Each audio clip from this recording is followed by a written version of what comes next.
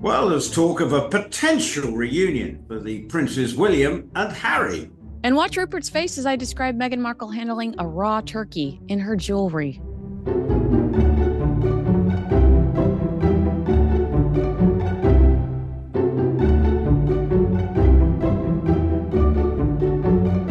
Welcome to Heirs and Spares, the show that dives into the fascinating world of two of the most recognized royal couples from both sides of the Atlantic. I'm Kinsey Schofield, and I'll be bringing you updates on Prince Harry and Meghan right here in California. And I'm Rupert Bell, and I'm in London this week. I've been to a bit of an award shindig, hence the reason why I'm booted and suited. But I'll have all the news and what will be a busy week for the Prince and Princess of Wales. All right, we had a really beautiful story over the weekend. Prince William making a private visit to see children from Gaza who are being treated at hospitals in the UK. Uh, a palace spokesperson said His Royal Highness was moved by the courage shown by the children and their families and by the dedication of the team who are supporting them. We know that the Prince of Wales has followed this story closely since visiting in 2018. He released a statement that he was kind of criticized for. I don't know if you remember that, but I remember defending him, saying I think he's just saying he's heartbroken over the matter, which I think it's fair to communicate. But in this particular instance, the palace said that the prince wished to offer a moment of comfort to these young people who have endured experiences no child should ever face. And you know what? No cameras, no photographs. Very sweet to do this under the radar. Well, I have to agree. It's always quite difficult when you get to the Prince of Wales and things that might have political overtones. But actually, I think you just have to take this at face value.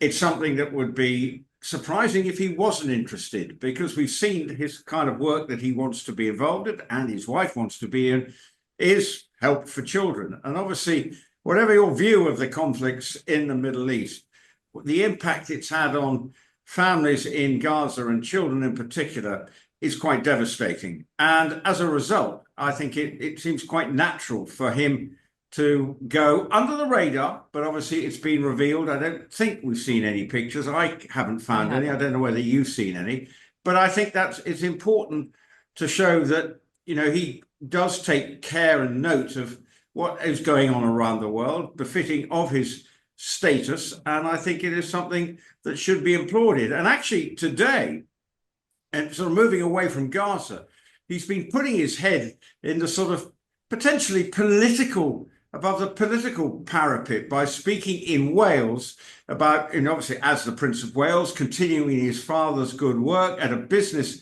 summit that featured our beleaguered Chancellor of the Exchequer, which I know it's going to bore all viewers in America, but there's quite a lot of political shenanigans going on about our economy at the moment, and she was there. But he was really trumpeting the significance of Wales to him, bearing in mind that his wife and they lived in Anglesey, their first sort of marital home. So really trumpeting and promoting how significant Wales has been to his married life and continuing the work of his father. So we've actually seen quite a sort of high profile dipping his toe once again in the political waters, but having to just steer clear of making any political statements, but just promoting Wales, whether you agree with the policies of the government or not. And that is the fine line that he has got to be continuing to negotiate. But Wales clearly means an awful lot to him and his wife. And there he was out promoting it today off the back of his Gaza trip. You actually see there he's going slightly in more deeper, more controversial waters, although there's nothing controversial about wanting to help children who've been ravaged by whatever crisis it is around the world. It's true. And you're right about him finding that balance, because he's also spoken out about anti-Semitism recently. And I don't think he fears negative feedback the way we almost brace for it sometimes when he does some of these executions. Like, I think sometimes we're like, oh, that's gonna, somebody's gonna have something to say about that. But it feels like Prince William just goes headfirst into the campaigns that he believes in. There's a fearlessness about him that I'm starting to really admire. And I think that's only to be applauded. It really is. And I think he knows what he believes in, and he doesn't want to be, I suppose, silenced. But it is that area, we've talked about it before. How do you make sure that you don't go off into a political precipice and find yourself alienating? And that is the huge battle for the royal family at the moment, because they are dealing with negative headlines. We saw more at the weekend about Prince Edward is now being drawn into it about paying peppercorn rent for Bagshot Park, their 120 room house that they live in. So there's a lot of murky waters surrounding elements of the royal family. But obviously, from what he was doing today in Wales, was just saying, Wales, I love this place and it means an awful lot, and is fit for business purposes. And obviously, it could be political, particularly if you've got as I say, the Chancellor of Exchequer there, who, as I say, has had to deal with quite a lot of fallout from our budget last week. I'm not going to bore you with details, but Oh, obviously how is Rachel Thieves? How is Rachel Thieves? Is she doing well? well, I'm just kidding. well, I actually can would we move on? We're not a political. We're not going politics. I can I assure would you. I would defend Prince Edward's rent with my life. Like, Prince Edward is such a good man. I understand why there might be frustration about how much they pay in rent, but at the same time, who stepped up when the king fell ill and Catherine fell ill? Who, is the I remember sweet Sophie, how supportive she was of the queen after the queen lost Prince Philip. They their children are so angelic. There are no lists of demands, there are no scandals when it comes to their children. They truly are a great example for other royal families to follow, other royal entity. I mean, Sophia, we've talked about this 1,000 times, would have been a great mentor for Meghan. But that disappoints me that there's any sort of pressure on Prince Edward, because I find him to be incredibly moral, and I like him quite a bit. Well, this is, I think, the problem the royal family do find themselves in. That things are being investigated now. The word was that when they did the deal 20 odd years ago, I think it was commercially viable deal. But unfortunately, we're in this sort of endless sort of game of trying to, I don't know, bring the royal family down. Now, the royal family, I'm not going to sugarcoat it, do need to make sure they appear squeaky clean in what these are chastened economic times. I don't think anyone's disputing that. But it does seem a bit harsh, and you're absolutely right. The Duke and Duchess of Edinburgh have been fronted up and have just got on with their job. And the Duchess of Sophie, look, she has a PR background. It wasn't always plain sailing. They've made the odd mistake along the way. But right now, they're the sort of go-to, under-the-radar workhorses of the royal family. I mean, I know last weekend on Saturday, they attended a big horse race meeting as the sort of guest of honor. Okay, that might be part social, part, doing an official visit. But I do know that they work extremely hard, talking to people within the office. They create great loyalty amongst their staff, because they just get on with it without any fuss and bother. And you're quite right. And as we've said before, she should have been the perfect mentor for Meghan. But of course, Meghan wouldn't take interest from anybody. Probably it was beneath her to even contemplate being advised by the current Duchess of Edinburgh. I think it's more than that. I think she had no real plan on staying. So why waste her time? Yes, well, you can look at it like that. That's probably absolutely true. Once they didn't get once they ended up in Frogmore Cottage, and probably she didn't like the idea of living in a cottage, although it's slightly bigger than the average cottage Yeah, that like people live in. it should have been called like Yeah, Frogmore Mall because it's well, you know, yeah. it's not, it doesn't look like a cottage, but we're gonna get there in a It, second today. Did you want to tell me about this potential reunion? Estranged Prince William and Harry set for very awkward reunion at 2026 World Cup in the US. Why would Prince William be here? Can you explain to me what the story well, is? This is from the Sun. we have the Because World you're our Soccer. sports guru. Well, yes. Well, nice for you to call me a guru in something. A lot of people question my guruness, but Well, anyway, in this I case, also you're an eggplant guru. um, yeah, aubergine. It's all about the aubergines. Anyway, moving on. It's the Soccer World Cup. The Football World Cup is taking place in the United States next week, and this week they have the draw for the World Cup for the teams, who qualified, where the matches will take place. Even though President Trump, I think, is saying that he could move venues and everything.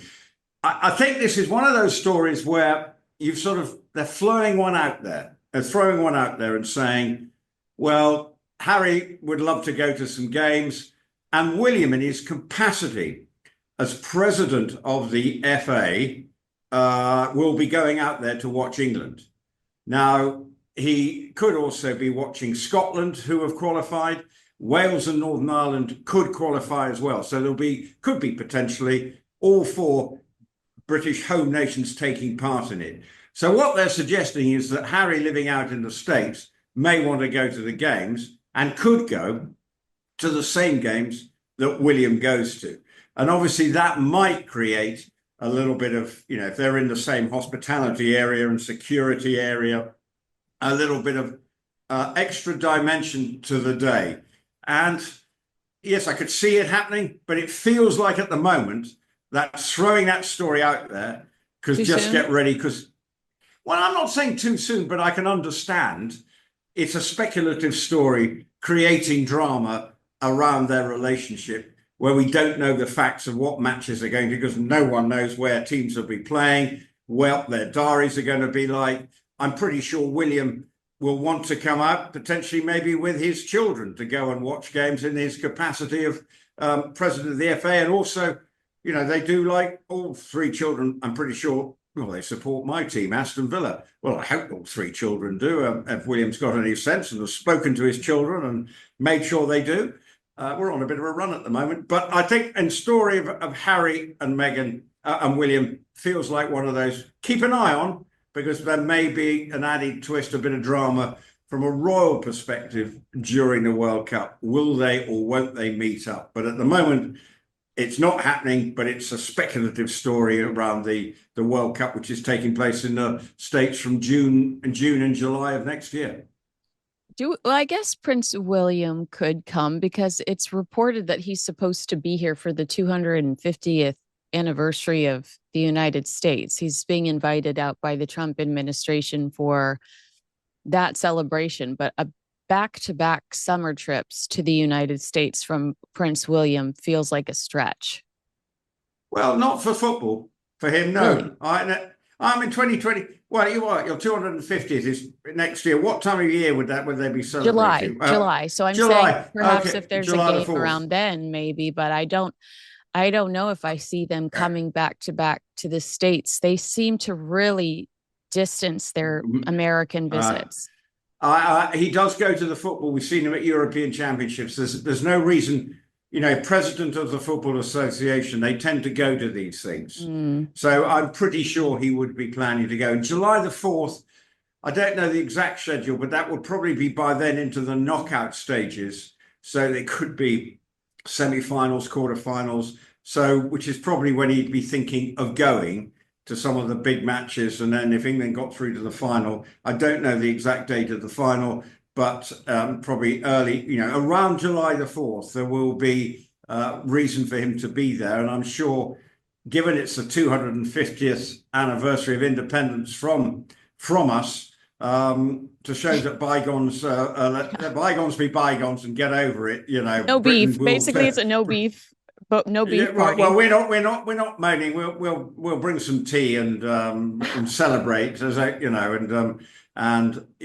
celebrate the independence of America. And I'm sure your leader will want to have plenty of celebrations and maybe including the royal family. And bearing in mind it is independence from us, I would expect some royal presence. And around the World Cup seems a no-brainer to that William would go. I'm not sure the king is a great football fan, so he might say, "Come on, son, this is your gig."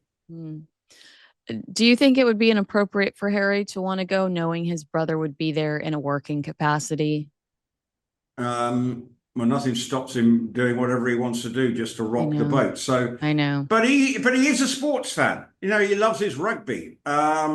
So it's not beyond. He goes to baseball. He does seem to manage to get tickets. Whether he can get tickets in the sort of VIP official area, which is where Willie would be, he might have to go to the some friend who's got a hospitality box.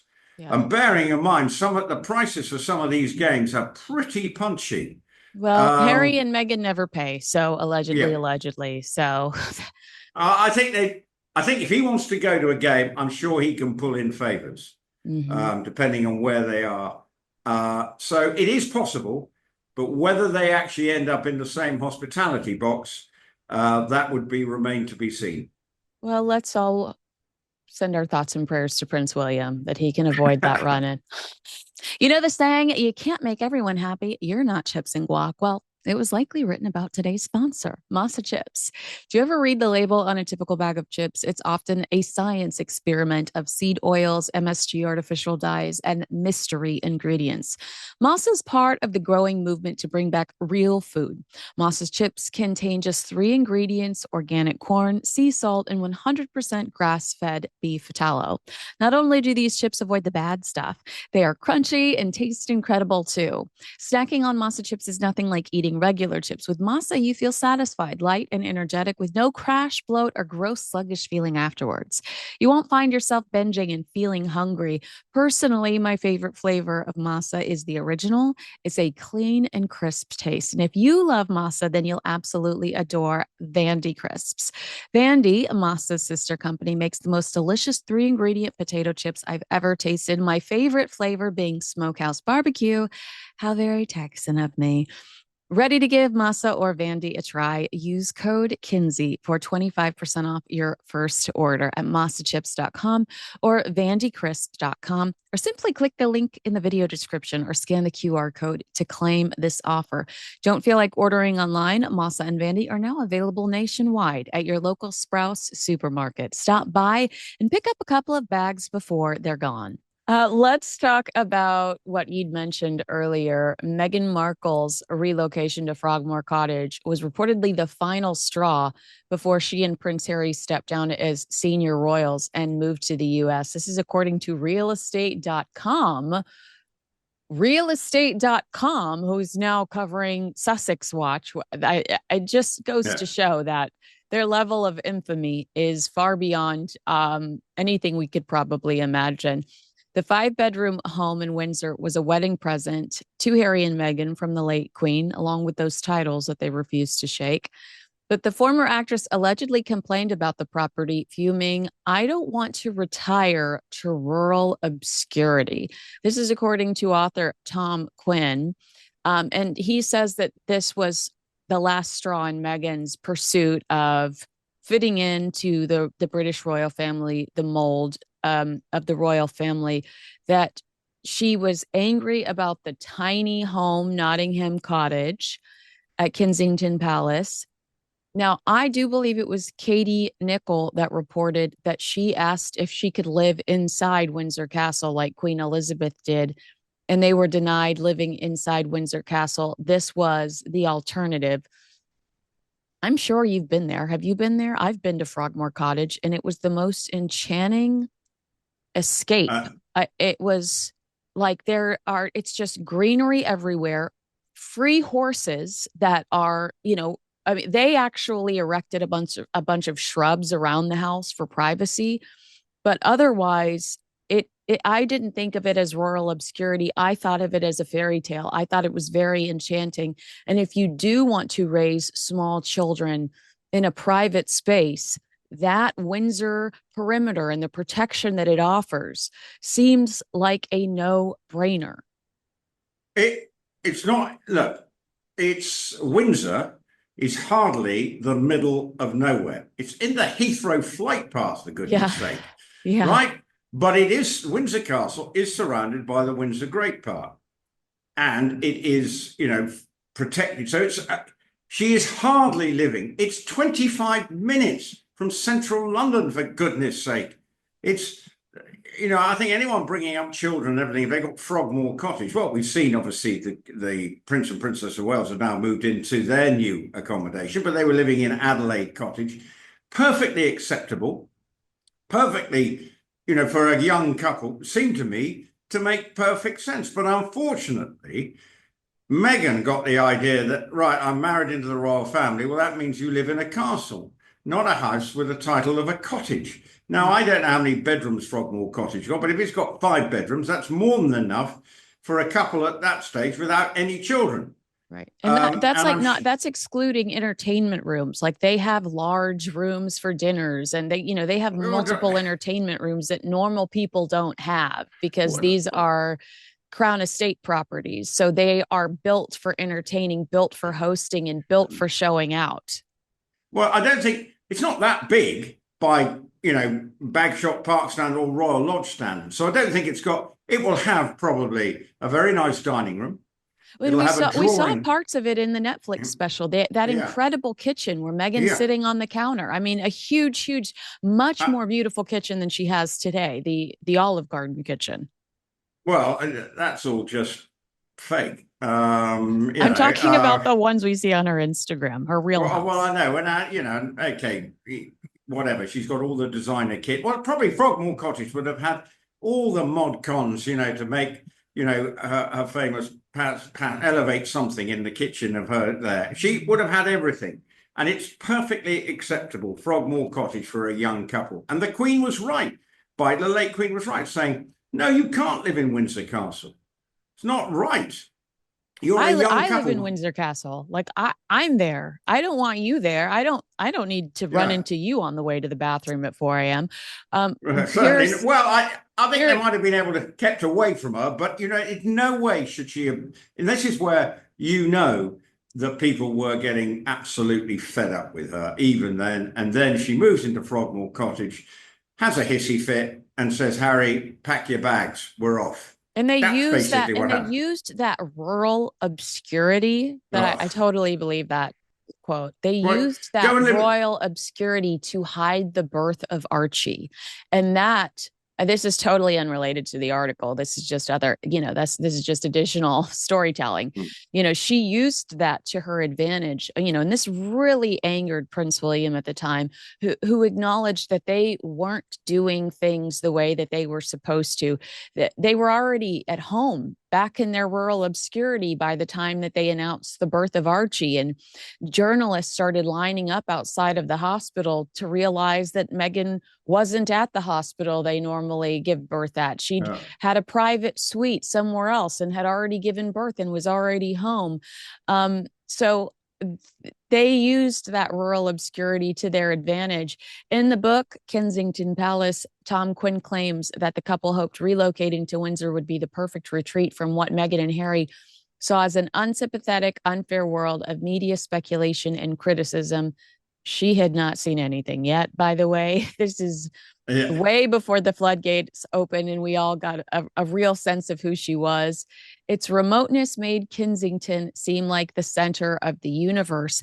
And that was something Quinn revealed years ago in general, like much earlier, that Meghan fumed that she could not have an apartment in Kensington Palace the way William and Catherine did. And if she was as obsessed about Princess Diana as she seems to be, completely cosplaying her in Harper's Bazaar, then that would have been something that was meaningful and upsetting to her, that she couldn't live in the same home that Princess Diana lived inside, despite the fact that I thought that she had a really great deal with Prince Harry. That was his little bachelor pad.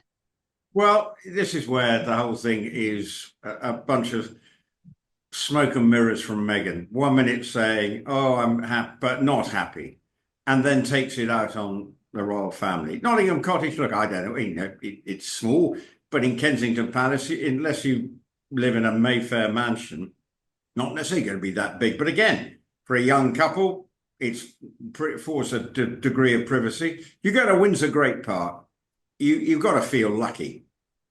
But unfortunately, her idea of, the fantasy of being a member of the British royal family meant that she should be living in a castle as if she was in a Hollywood B-list movie, doing A a Christmas. Hallmark movie.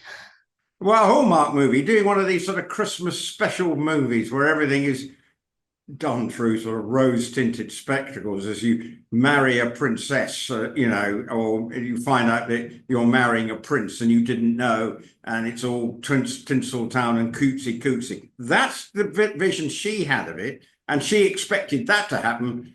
But the royal family is far more pragmatic and actually realizes, no, this is what you're going to get, and be grateful. Unfortunately, she wasn't grateful, and off she scoots to our Montecito mansion. Yeah, are you seeing the story circulating today about Robert Jobson's book where he talks about Prince Harry calling and complaining to the Queen about money? And the Queen says to him, Meghan is just spending too much money on clothing and things. And he also brings up that old quote from Prince Charles at the time, now King Charles, "I'm not an ATM." I think that pairs perfectly with the rumors that Meghan Markle likes to keep her wardrobe from these shoots, that she needs it for her royal archive, that it's so other people can't sell it. Meghan and Harry we just spoke about this when it comes to Harry in a box at the World Cup. They like their freebies. They don't like to pay for things. And they liked for the royal family to pay for Meghan's wardrobe. And now Meghan Markle wants Harper's Bazaar and Variety and all these other people to pay for her wardrobe. Are these realistic expectations? Well, the problem is she thinks, look, she is a diva, and divas expect things, right? Let's just call it for what it is. And she says, right, if I get a free thing, it's mine. And that's the approach she takes. If you and I don't do photo shoots. I did one with my son once wearing Ollie? I did one with Ollie, father and son, me in a tailcoat for Ascot Racecourse. Yeah. Appeared on the back of Country Life. It was my one and only dabble in being a male model, and in a top hat and tails with Ollie, my son. So I did that, but do I get to keep things? Look, well, you and I both, we show up with our own clothes. Well, yeah, and aren't they fine? If anyone wants to dress me, I am available. But and if you would like me to keep them, I will. But they're getting pretty scruffy. This tie's seen better days. It's actually a Royal Ascot tie, actually. Well, I respect that because Prince Charles at the time wore a suit I think he bought in the 70s to Harry and Meghan's wedding. He loves recycling his wardrobe, and I think that that's incredible that the king does that. Well, my morning coat is my father's. Oh. He was about the same size as me. Had to slightly adjust it downwards, but that is my father's. I have a smoking jacket of his, which I'm very attached to.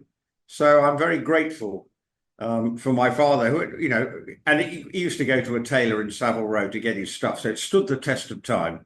But I always wear his morning coat with real pride, knowing it is my father's. So so I think it is nice but in Meghan's case, it's all about me, give me these fancy designer stuff. And then, you'll see in all her programs, she's wearing this stuff, designer stuff, which is really the kind of stuff you should be wearing when you're cooking, not. And this is the problem. Her delusions of grandeur and think it's all about me. Her sense of entitlement is off the charts. And I think that's the problem. And when she became into the royal family, she thought she was the big star. She was going to transform the royal family. She was the one everyone wanted to see. Yes, there was a clear novelty value to begin with, and she did bring a certain pizzazz, and we all thought that she was going to be a positive influence.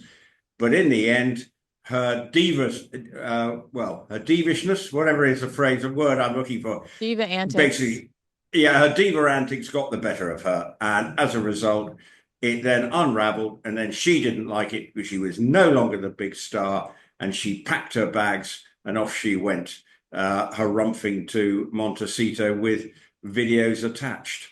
To dangerously claim racism was involved Oh, and not the royal family saying like, girl, we do not function this way. We do not behave this way. Remember, it's Prince William telling Prince Harry, we do not treat staff this way. What did you think about the line?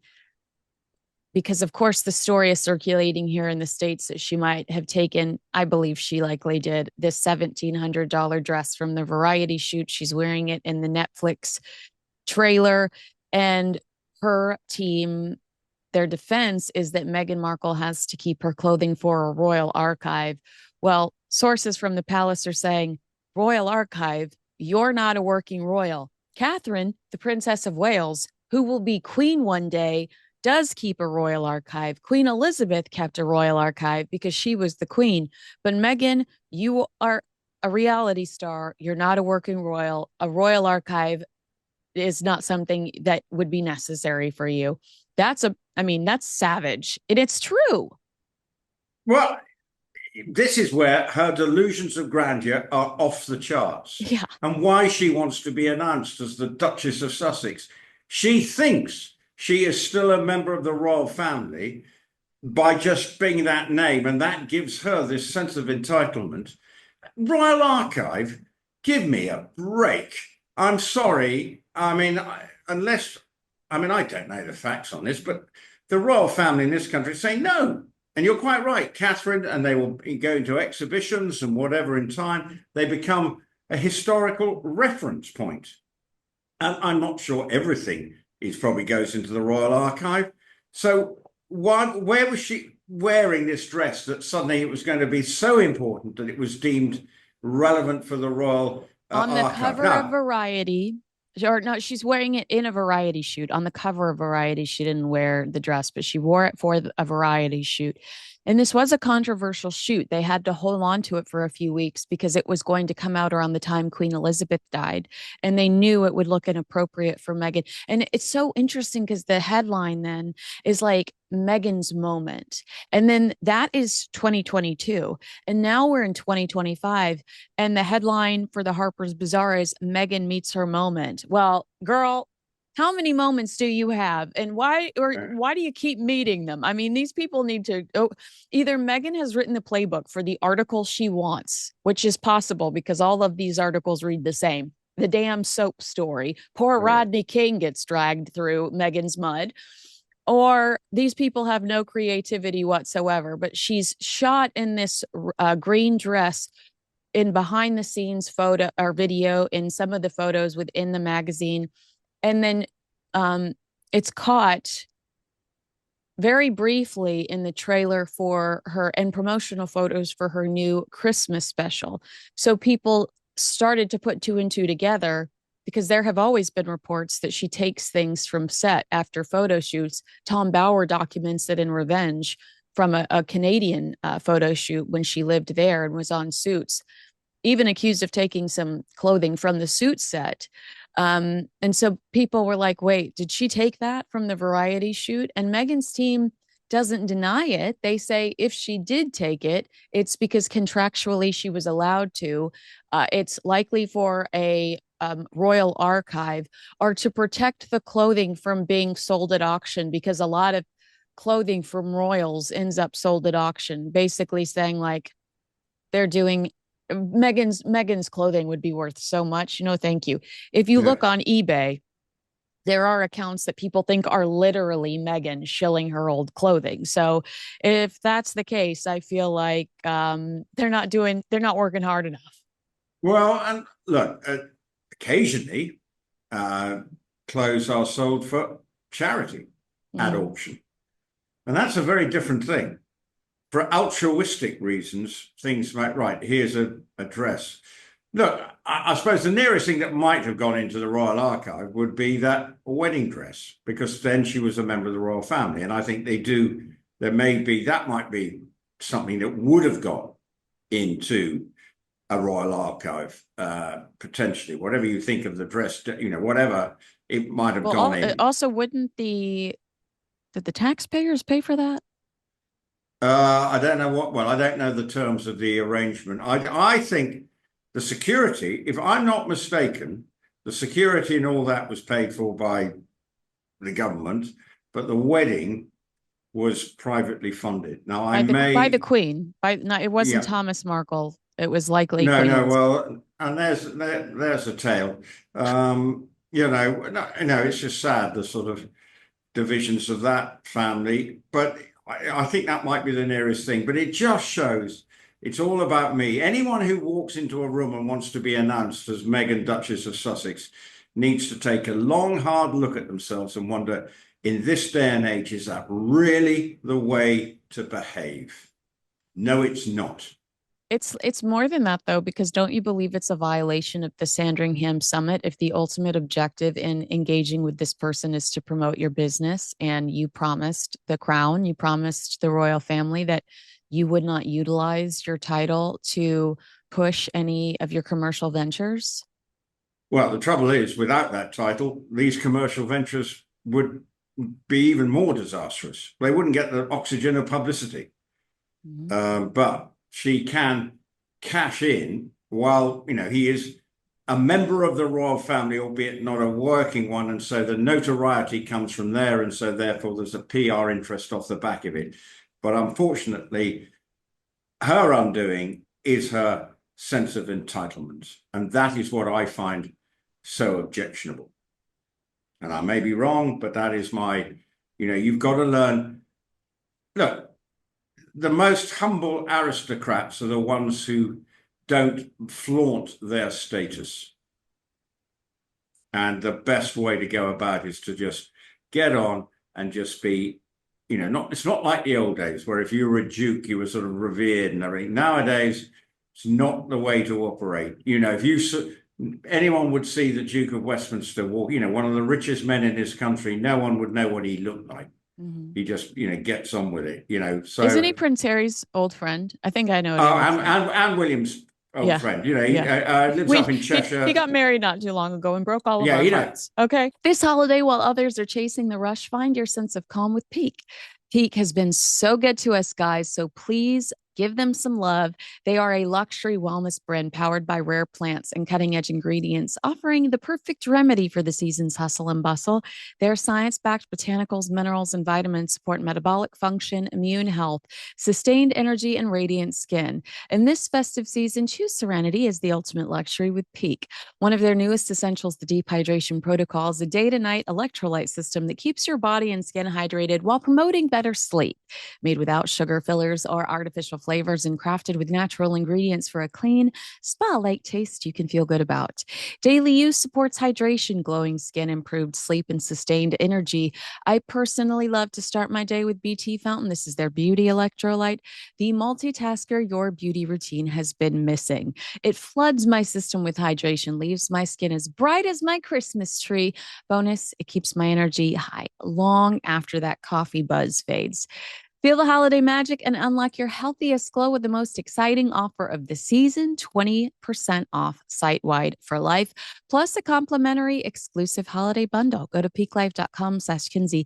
That's PIQUE life.com/Kinsey. This is hydration redefined. Try it and glow from the inside out. Before I let you go, because you've been so gracious with your time and I can tell it's getting dark there. So Well, pitch black out. I want you to get home. Meghan was officially dubbed Salmonella Sussex after she shared a cooking video to Instagram preparing a raw Thanksgiving turkey, still wearing her jewelry without gloves. Now, Rupert, I got some pushback from this in Australia. They were like, is hand washing enough? But I said she's trying to position herself as an expert. people complain about her hair dangling all over the food and her not removing her jewelry when preparing a meal. Bacteria like Salmonella and E. coli, they live in the tiny crevices of metal and stones. Uh, And uh, then you can transfer them onto your kitchen cabinets and things like that. And it oh. can make people sick. Okay, I'm going to give you some pushback too. Have you heard of right, we digress a bit, but the 3 second rule is if you drop a knife and it's not been down there and you've used it In and it America, hasn't. it's 30 seconds. Well, we got the three. Well, I'd be grateful for 30 seconds. But anyway, but the 3 second rule, things. So jewelry, I do think that's, people can wash their hands. I do think, back in the day, we are slightly, I'm less inclined to go hop deep on this one because jewelry, if she's washed her hands, yes, it's raw turkey, but if she is, I'm not saying that what she was cooking was going to be a good turkey because we discussed that last week and thank you, dear listeners, for telling me to turn my turkey upside down when you start to all the juices run through to keep it moist. So thank you, dear listeners, for your tips on my turkey coming up for Christmas Day, not given that you've all been cooking them last week. I think that's the first time we've used the word moist on this program, but hopefully not the last. Oh, I used it. Well, you obviously weren't paying attention last week, but anyway. But I'm less obsessed with that, and I think here we go. You can overpick things. I'm more worried about the sense of I had this fight with Piers Morgan last week, okay? Because Yeah. I said the Diana Rama book came out and it's great. I don't know if you've read it by Andy Webb. No. But what I took away instantly was how devastated Prince William was by BBC's betrayal. And so I said to Piers that it felt like a betrayal that the first outlet Harry runs to complain about his security case failing is the BBC. After Prince William has been so angry and defiant in the way that they treated his mother, there's Harry sitting down with the BBC for this huge exclusive where he says he doesn't know how much longer his father has to live and gives them all of these sound bites that will live in infamy. And Pierce is like, no, that's not an example. But here's my case is that it's a pattern because the only outlet to run pictures of Diana dying in the back seat of her car was CBS here in the United States, showing Diana dying. And who does Harry almost work exclusively with between Stephen Colbert, James Corden, Jane Pauley on the CBS Morning, Oprah Winfrey? Harry almost exclusively works with CBS, despite the fact that they were the only outlet to show images of his mother dying in the back of a car. With the turkey, this is another example of Meghan, in my opinion, wanting to present herself as an expert, but not doing her due diligence. Remember when a woman threatened to sue her from the burns on her legs when she tried to make Meghan's bath salts? It's just, if you're going to position yourself as an expert, be responsible is my argument. I do think you have to be responsible. I mean, my first rule about this, don't cook anything she's suggesting you want to eat. Okay? Don't, right? Save yourself. Save yourself. So then the rest becomes a sideshow. But it is showing the level of detail that people saying Meghan's in hot water for keeping her jewelry on. The problem is, look, her first rule is look like you're a cook for starters, dress as everybody else does when they go in. Look, we have people like, eminent, and Delia Smith over here, where she was a sort of great god, sort of Martha Stewart in many ways and doing cooking shows and everything. Look, she just looked like you or I, just got on with it, but looked like she knew what she was doing and what she wearing was irrelevant. Meghan, when she cooks, has to make sure she's in some designer outfit and seems she to have wants to look like a Stepford wife. She wants to look like the Montecito elite, and the Montecito elite is not relatable to the rest of us. Well, the Montecito elite don't cook their own food. They've got cooks and bottle washers. I mean, and let's be real. Is Meghan cooking her own food? No, they've got probably somebody cooking. I mean, she might, what people used to say, I would like, so whatever, can you make sure? And we'll eat at 8 o'clock. That's probably what's going on. And all the stuff that's going on, unless they want to prove me wrong, I am pretty sure that most evenings, Meghan is not boiling the pasta or whatever, or putting, she might open up a packet of crisps and put them She definitely opens up a bottle of wine. Well, I believe she's opening up a bottle of wine. There's nothing wrong with that. There's nothing wrong with that, Kinsey, because I do that as well. But that's where I come from. The salmonella thing, I think we can be. Back in the day, I'm pretty sure, and I know my parents, that basically, unless it's walking out of the fridge, I was made to probably eat it. And if there was mold on it, it was scraped off and said, well, that's all right. So I could tell you, my mother was no cook, God rest her soul. But we basically didn't believe, Thank God you married a good-looking American cook. Yeah, well, and she's an amazing cook, and I'm deeply privileged to have someone who can look at a fridge.